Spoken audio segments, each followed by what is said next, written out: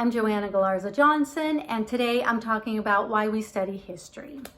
In the past, people studied history to distinguish themselves as educated versus the uneducated. So for example, if you were at a dinner party and someone mentioned World War II and someone else asked, hey, who was US president during World War II?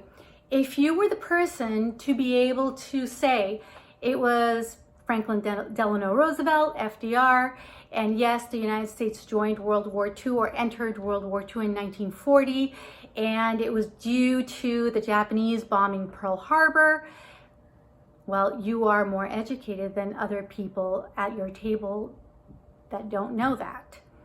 It was a way to distinguish yourself. Unfortunately, that kind of study of history could end up or stop at the mindless memorization of people, dates, events. We study history for more than that. And today, differentiating yourself from the uneducated isn't so much a thing anymore, actually. Today, people study history to figure out patterns, to understand how the big ideas in the world came about, how democracy started. When did it start? It started in ancient Greece, before Christ. So democracy, the idea of democracy has been around a long time. When you study history, you learn stuff like that. You learn, for example, the patterns of power, what makes a demagogue, what makes a fascist. And then you can make your own opinion. Is Donald Trump a fascist? No, he's not. Actually, he's a populist. Although some people have said, yes, Donald Trump is a fascist. But if you study history and you see the patterns of power, you can make an educated opinion. And in this day and age, that seems to be something that people enjoy being able to do. But the study of history is for more than that. It's also to understand people and societies, how they function, why they do what they do, because the past causes the present, and so the future. But there are other reasons to study history. One of them is just plain old entertainment. If you are a reader, if you like brain candy, a well-told history is a beautiful thing. You could have aha experiences. And so historians that are also good writers can bring you into the past and flat out entertain you. But there's more to the study of history than that. There are more benefits. The biggest benefit that I see is that studying history can fend off apathy and cynicism.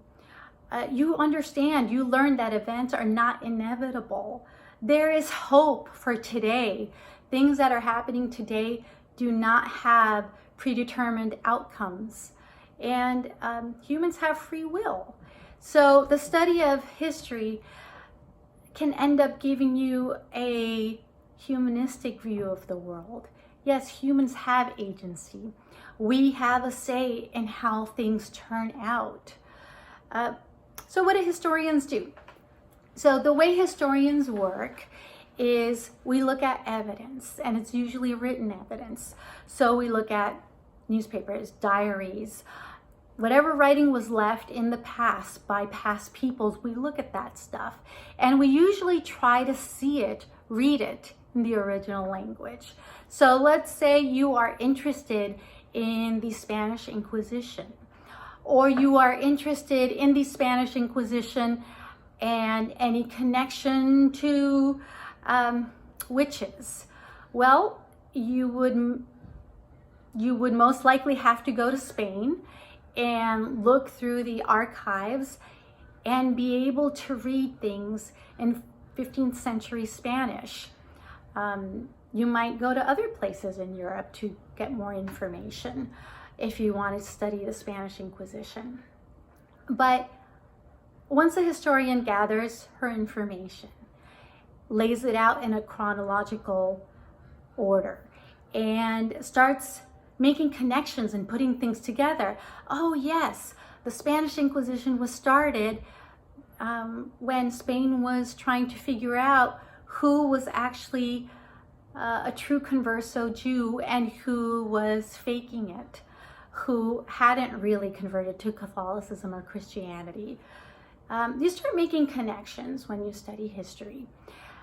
But after you make connections and you have things in chronological order, you have to figure out why you think things happened. And that is your argument. You have to say, well, the Spanish Inquisition started because A, B, C, and D. And you put it together in a narrative form, in the form of a story. Once you have that all done, then you present it to other historians. And then the whole study of history becomes a conversation between people looking intently at the past. With more conversation, ideas cross-pollinate and you get more insight. So it's a beautiful thing. Historians also do something else. Historians take truth, especially moral truth, and put it with evidence, pair it with evidence, and come up with conclusions. So studying history also gives you a moral compass of, what is right and what is wrong. And, that's a beautiful thing too.